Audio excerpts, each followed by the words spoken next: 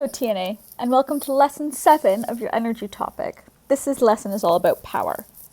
Before we get going, I want to make sure that you're ready for this lesson. So you have your paper or your booklet wherever you're taking your notes. You have your black or blue pen. You have your feedback color pen. And as well, for this lesson, again, you will need a calculator as we're doing some maths during it. If you are using your phone as a calculator, please make sure it's on Do Not Disturb mode so you're not getting distracted with any notifications coming in. And if you have another calculator, so you're not using your phone, just put your phone right away so again, it's not disturbing you and you're not getting distracted through the lesson. Now that you're ready to learn, I want you to give these questions a go, writing down the answers to all of these 8 questions in your book as you're due now. The correct answers for the question: gravitational potential energy is equal to mass times gravitational field strength, or G, times height. Kinetic energy is equal to 1/2 times mass times velocity squared. Because we're asking for the equation, we do need to make sure that equal sign is there. The unit for specific heat capacity is joules per kilogram degree Celsius. The pathway used to lift a bag onto a table is mechanical. The main energy transfers in a falling object. We start with gravitational potential energy. As it falls, that moves to kinetic energy. Why will copper heat faster than water? It's because it has a lower specific heat capacity. The unit for gravitational potential energy is the joule, and the energy store in a slice of bread is a chemical energy store. Correcting any mistakes you've made and making sure you have all the correct answers written in. So today we're going to talk about power. But before we can talk about power, you need to understand what work is. And work in a science classroom has quite a different definition than work in than in the general world. So in a science definition, work is done whenever a force makes an object move through a distance. So if, for example, there is a pen sitting on your desk and it's not moving, there's no work being done. In order to make that pen move, you need to put a force onto that pen so that it will move across the table. It's more work to make it move further, and it's more work if you put in a larger force. So our work done is equal to force times distance. And in this case, distance is represented by the letter S, force is capital F, and work done is a capital W. Now, one thing I want you to be very careful of is not to get this W confused with weight. So that is a very common misconception, something that can mess a lot of students up. So it is work, not weight. So I actually, whenever I write it, I do tend to write work is equal to force times distance instead of W is equal to force times distance, just to keep it straight. So, and as ever, we do need to make sure that we know our units for all of these as well. So our work done is that W, it is measured in joules. If you remember that, what else is measured in joules? Well done, energy. So work is measured in joules just like energy is. So whenever something needs work, it's using energy. And if something's using energy, work is being done. So they are very much related. They're essentially the same thing. So the work done, the amount of energy transferred, is equal to the force. So remember, a force is a push or a pull.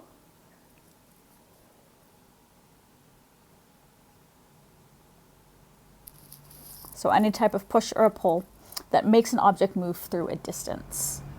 So for example, you can push on the wall of your house and it's not going to move. Because even though you're putting in a force, you're giving a good solid push, because it's not moving, there's no work being done. There's no energy being transferred. It might feel like it's using energy, but there's no energy being transferred into the wall, and vice versa. So Things have energy if they can be used to do work. This is how I've explained it. So, and that's what our definition of energy is, the ability to do work.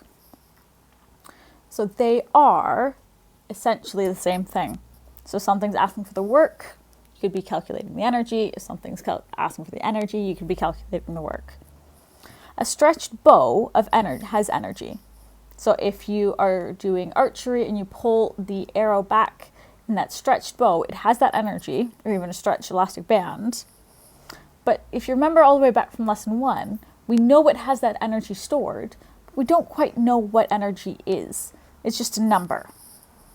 So in order to say how much energy is stored, we talk about how much work that energy can do. So the stretched bow stores 150 joules of elastic potential energy. When the string's released, it will do 150 joules of work. So the amount of energy that's stored in something is just how much work it can do. So the force exerted, the force given out by the bowstring of the arrow, will make it move through a distance. So the work is the force times the distance. So we know that this is the joule. We've been talking about joules quite a lot, but it is a case of what is a joule? How do we define that? So a joule of work is done when 1 Newton causes a displacement or a movement of 1 meter. So a Newton is about the weight of a Newton is about the weight of an apple. So how much does it take to lift an apple 1 meter? If you have an apple, go grab it, put it on the ground, lift it 1 meter into the air. You've just done 1 joule of work. So if you think about going back to all our examples using different types of energy and how many joules that needed, you can now tie it back to what this is. So in general, it's not very hard to lift that apple 1 meter. So it's not a huge amount of work.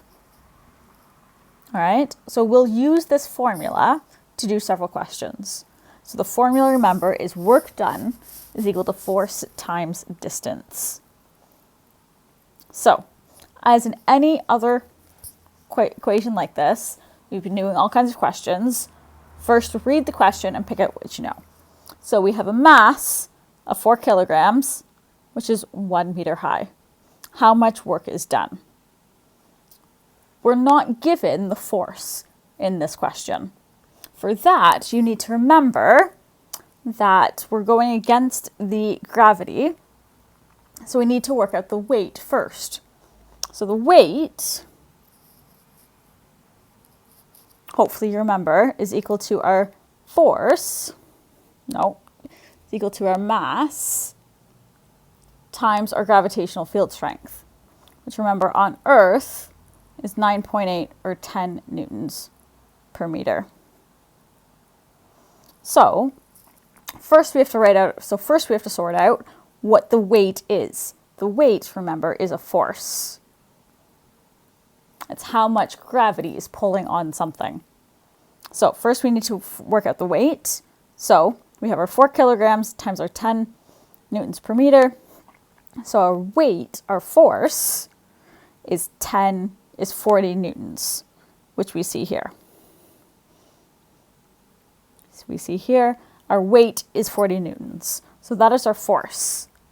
Then we go back in and we write down our second equation. We now have our weight, so we have our force, we have our distance. Now we can figure out our work. So put in our values. Work is equal to 40 times 1 meter high. So we work out our work is 40 joules of work. So we'll try this question together, and then you have something you can do on your own. So what's our first step that we always need to do? See and look at what we know. So force of 12 newtons, a distance of 5 meters. And our question, how much work? So work is what we don't know. We know our force, we know our distance. So next, we write down our equation. Remember, our equation is work is equal to force times distance. So our work is equal to our force of 12 meters times our 5 meters. You plug that into a calculator and you end up with the value of 60, don't forget your units, 60 joules. No units, no marks. So very simple, plug it in, figure out what numbers you have, plug them into the formula, good to go. So here's one more. Here we need to convert from kilonewtons to newtons. I want you to give it a go on your own, and then we'll take up the answers in a minute. Swapping now to your feedback color pens. So we have a boat moving 600 meters. So that's our distance. 10 kilonewtons is our force. So that is 10,000 newtons, because to convert from kilo anything to newt, so kilograms to grams, kilojoules to joules, from kilonewtons to newtons, you multiply by 1,000. So we have a distance of 600 meters. How much work is done? That's what we don't know. So write down our equation. Work is equal to force times distance. We have our work is equal to 10,000 times 600. Plug that into your calculator, you end up with an answer of work is equal to 6, 1, 2, 3, 4, 5, 6. 6 million, don't forget the unit, joules. The other way you could write that is putting it into scientific notation, which is work equals 6.0, because we moved the decimal point, 1, 2, 3, 4, 5, 6, times 10 to the 6 joules. So that's the other way you could write it, just to keep it simple. So, as we've done before, you might have to occasionally rearrange the equation. All right, we've been doing lots of examples of this, and this is just a simple one. So if you multiply, in order to get it to the other side, you need to divide. So work divided by distance is equal to our force, which we can just flip around the other way. All right, so here it's saying that you can do that to start with, or you can do it once you've done it, whichever one you prefer to do it for maths class. So give these two questions a go, looking for what information do I have, what do I need to find out, write down your equation, rearrange it or plug in the numbers, and then rearrange it and work out your answer. So here we have the correct answers written in here. So again, the first step, convert your 2.5 kilojoules to 2,500 joules. We know that weight is equal to force, and we know that energy is equal to work. So sometimes we use the same type of two different words that mean the same thing. You just need to know which one it is.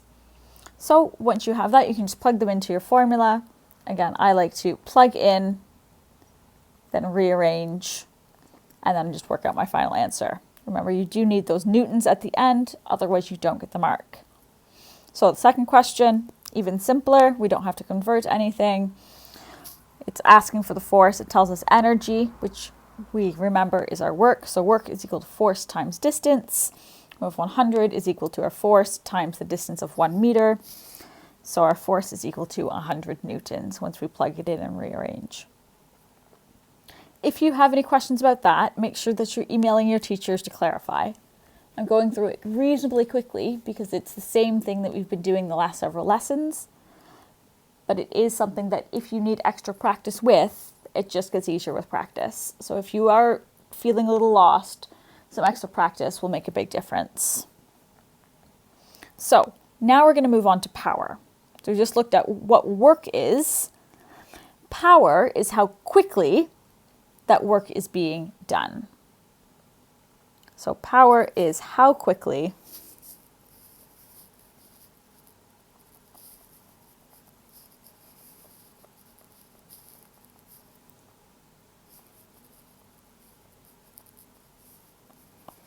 Whenever in science we ask how quickly, we call it a rate. So it's the rate of work. And we always have to divide it by a time.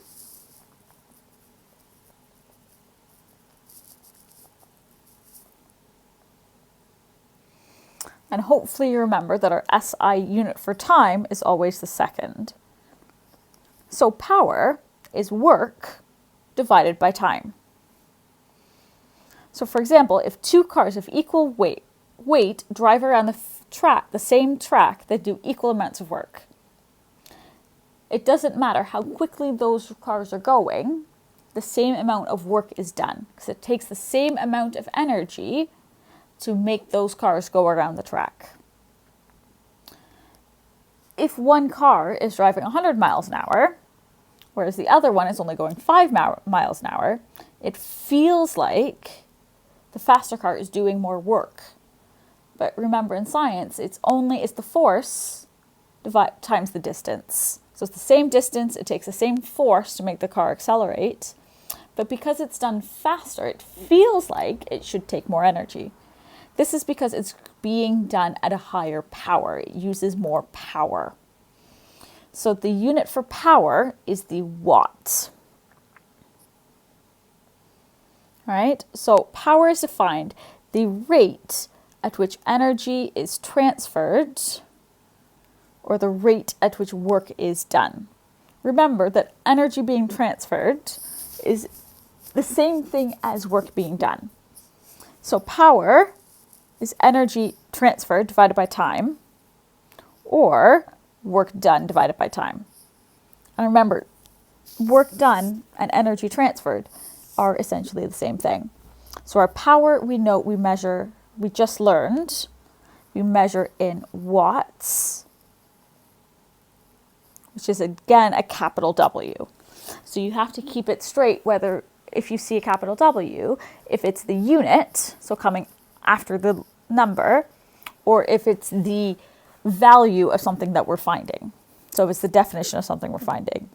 Energy transferred, hopefully you remember that is measured in joules, and time is the second.